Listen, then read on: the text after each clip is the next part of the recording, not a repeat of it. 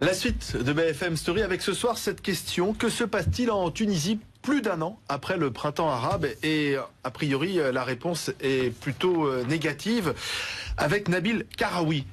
Bonsoir. Bonsoir. Vous êtes le patron d'une télé, Nesma TV, voilà. Et vous risquez 3 ans de prison pour avoir diffusé un film qu'en France, beaucoup de Français ont vu, un film d'animation, Persépolis, qui est jugé blasphématoire par les salafistes, par des islamistes dans votre pays.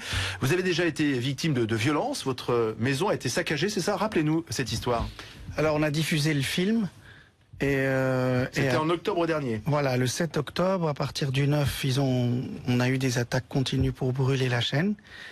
Et le 14 octobre, ils m'ont fait le vendredi de la colère. Les vendredis de la colère, en général, on l'a fait contre Moubarak, Kadhafi, Assad ou Ali Saleh. Et c'était curieux qu'on le fasse contre Nesma et contre moi-même. Je ne suis pas un homme politique. Ils sont venus saccager ma maison. Ils ont failli me tuer, moi et mes enfants. Et puis voilà. Et depuis, je suis traîné en justice puisque ça fait 3 fois que je vais au tribunal. Vous êtes poursuivi pour atteinte au culte, atteinte aux bonnes mœurs et trouble à l'ordre public pour avoir diffusé ce film. Voilà, c'est un procès qui n'aurait jamais dû avoir lieu puisqu'il n'y a pas de fondement juridique, c'est mes avocats qui le disent et tout le monde le dit. On n'a pas compris pourquoi le procureur m'a poursuivi. Et puis après, voilà, nous sommes donc dans une zone un peu de non-droit, on ne sait pas, puisque les avocats de la partie civile ont demandé la peine de mort. Certains d'entre eux voulaient que je sois jugé pour crime contre l'humanité. Voilà, c'est un peu bizarre. Le verdict du procès aura lieu le 3 mai? Ça va être le 3 mai, oui. Et donc vous risquez 3 ans de prison? Je sais pas ce que je risque, pour être juste. Mais comment expliquer que ceux qui se sont battus pour la liberté, la laïcité en Tunisie, aujourd'hui se retrouvent finalement accusés de blasphème et finalement vous risquez d'aller en prison? Vous savez, la situation en Tunisie est un peu difficile en ce moment puisque on a beaucoup de troubles, beaucoup de gens qui descendent le drapeau pour monter un drapeau noir, etc. Il y a des journalistes qui sont agressés. Mais c'est un peu une situation, si on prend un peu de recul, normal parce qu'on est dans une période de transition. Nous attendons des élections qui vont arriver dans 1 an. Nous sommes encore dans un gouvernement de transition où le parti Ennahda est arrivé au pouvoir.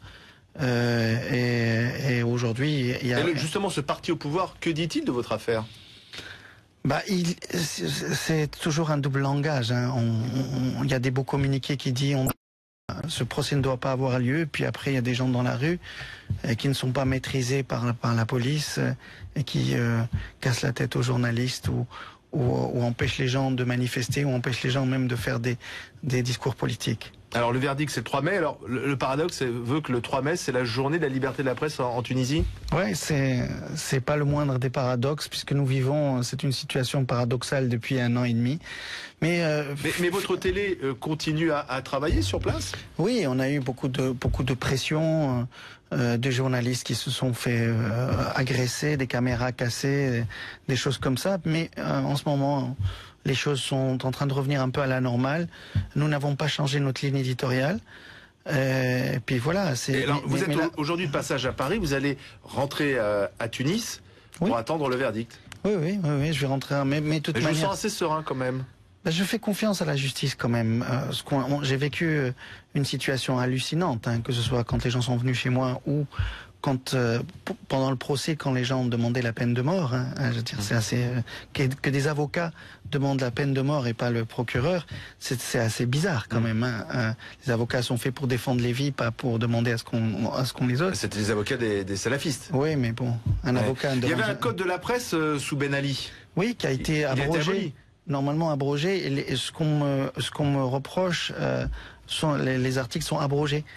Donc en fait, certains islamistes voudraient remettre en quelque sorte une censure, peut-être différente de celle de Ben Ali, mais qui s'exercerait contre des personnalités laïques. Nous sommes victimes. Aujourd'hui, en fait, le parti au pouvoir et les partisans qui sont dans la rue tous les jours ne font qu'invectiver la presse. Pour eux, la presse n'est pas une bonne presse.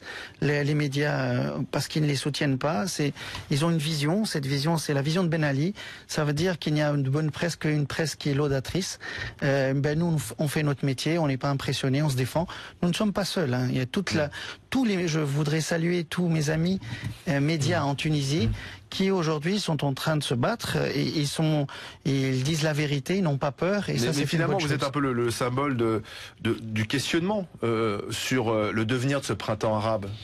Est-ce que ça va basculer vers plus de démocratie, liberté d'expression, ou au contraire, est-ce que la dictature militaire va laisser place à une dictature islamiste? Exactement. Mais écoutez, je suis un symbole malgré moi. Je le suis devenu malgré moi, mais d'autant plus que Nesma est une chaîne qui est vue sur le Maghreb, qui a entre 12 et 20 millions de téléspectateurs, ce qui est assez énorme. Oui, donc pas seulement en Tunisie. Voilà, Tunisie, Algérie, Maroc et Libye. Et mon procès est attendu et perçu aussi comme un test dans tous ces pays-là, d'autant plus qu'il y a des élections en Algérie qui arrivent le 10 mai, qui sont aussi des élections cruciales pour l'avenir de la région. Et puis voilà. Et jamais, grâce aussi à Nesma, parce que c'est un média qui aujourd'hui véhicule l'information sur les 4 pays, le devenir des 4 pays du Maghreb est très très lié aujourd'hui. Merci d'être venu jusqu'à nous pour nous raconter votre histoire. Dans un instant, on va revenir